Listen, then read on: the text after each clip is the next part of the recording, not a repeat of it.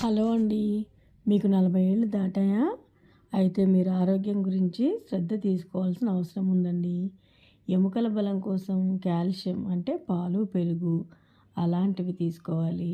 రక్తహీనత తగ్గించడానికి ఐరన్ అంటే పాలకూర, బెల్లం అలాంటివి అధికంగా ఆహారంలో ఉండేటట్టు చూసుకోవాలి.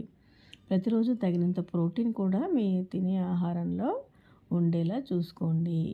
నీరు కనీసం 3-4 లీటర్ల వరకు తాగడానికి ట్రై చేయండి. ఇది చర్మ ఆరోగ్యాన్ని మరియు జీర్ణక్రియని మెరుగుపరుస్తుంది. అలాగే 10-15 నిమిషాలు నడవటం అలవాటు చేసుకోండి. యోగా, వ్యాయామం అంటే చేయలేము. అలాంటప్పుడు కనీసం వాకింగ్ అన్నా చేసుకుంటే మంచిది. అన్నిటికంటే ముఖ్యమైనది నిద్రండి.